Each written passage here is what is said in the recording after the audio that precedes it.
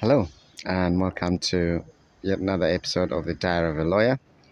Again, we are talking about the ongoing work of the Kenya Human Rights Commission regarding alleged human violations by specific local companies, and in this case, is to do with the alleged losses of lives on a pineapple farm.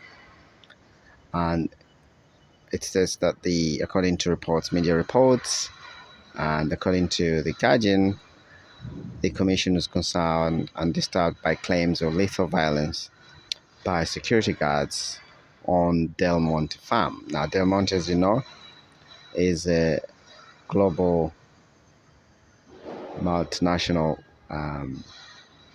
farm that produces food, and with various sections in different countries, and it would appear that they have a farm in Kenya. Now, the human rights body has launched an investigation, Kenyan human rights body, into alleged killings and lethal loss of life and assaults by security guards at a pineapple farm owned by a company called Del Monte, which is a global farm. And the farm is in Thika, and it apparently supplies most British supermarkets. There has been a joint investigation, according to the reports, by The Guardian and the Bureau of Investigative Journalism, which earlier this week, being the week of 28th June 2023, is said to have uncovered claims from from villagers of violence by guards at the plantation, including three losses of life in the last 4 years. And the commission understandably says it was greatly concerned and disturbed by the alleged incidences of the violations by the security guards. The commission was established by an act of parliament in Kenya, and also called on Del Monte to take, quote, immediate actions to ensure effective remedy for those who have alleged violence. Now, the company in this part is stated to have said that in a previous statement that it took the allegations extremely seriously and had launched a full and urgent investigation into the claims, and he said it was committed to international standards of human rights.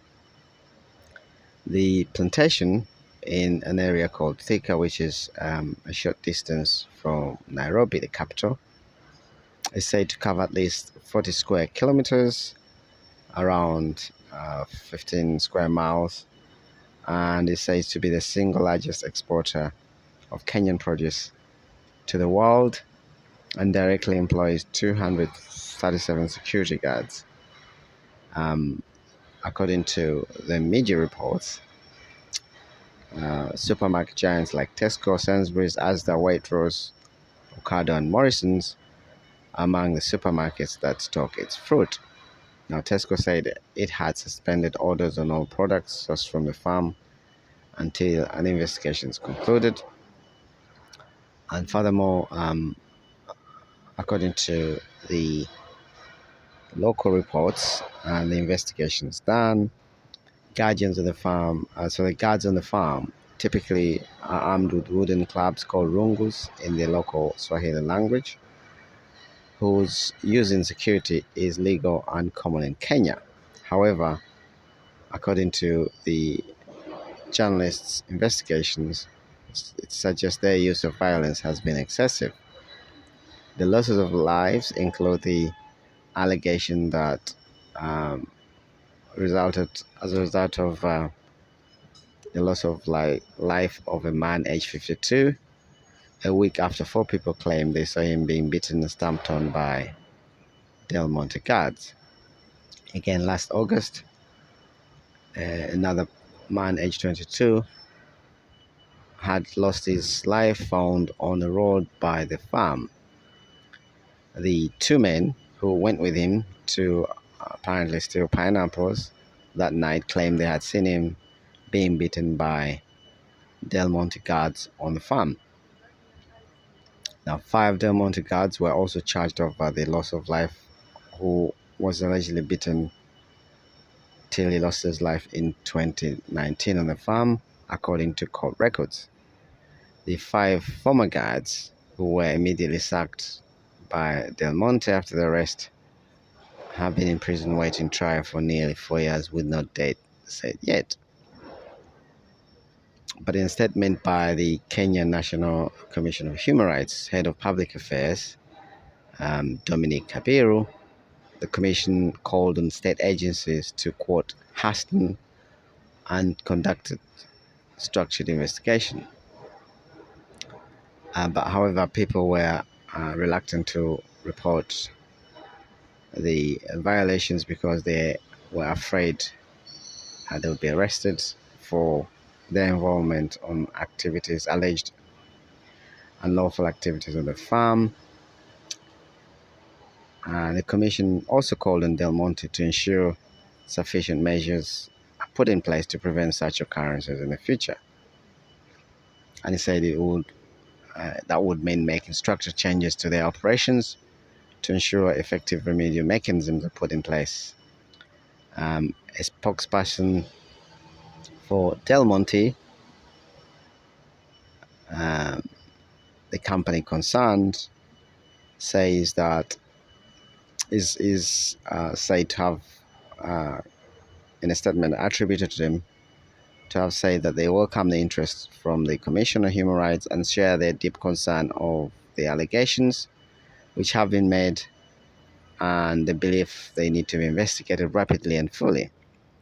It goes on to say that this is what we at Fresh Del Monte are doing together with an independent review by a specialist human rights consultancy. The company said it believes that some of the allegations put to them are unverified and possibly incorrect, but went on to say that it was wholly committed to adhering to the highest international human rights standards in all its businesses and cooperating with the investigation already underway.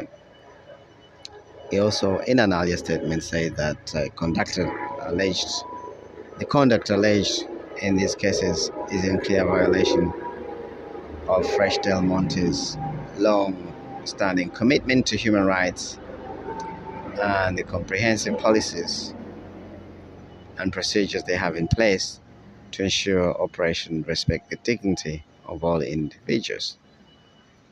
However, Sophie Desalis, who is the Sustainability Policy Advisor of the British Retail Consortium, which represents UK supermarkets, said, "We welcome Del Monte's investigation into these appalling allegations to delve deeper into the broader context of these crimes and commitment to constant improvements in working practices."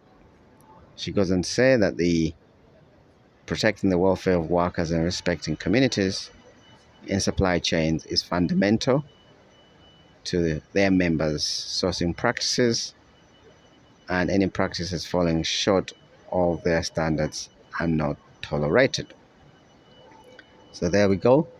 The Kenyan National High Commission for Human Rights is very active in the last few days. One, on the alleged malpractices leading to losses of life on a farm owned by Del Monte, which is a multinational conglomerate, in a farm in an area called Thika, just a few hours or an hour from Nairobi, the capital of Kenya. And we've also seen it's raising other rights groups, raising deep concerns regarding the treatment of some Kenyans in the Middle East, in particular Saudi Arabia. And we will be watching developments, but it's important that there seems to be some sort of acknowledgement from the commercial companies involved and their representative bodies. And so there we shall leave it on this Diary of a Lawyer. Thank you for listening, and shall speak again. Thank you. Bye.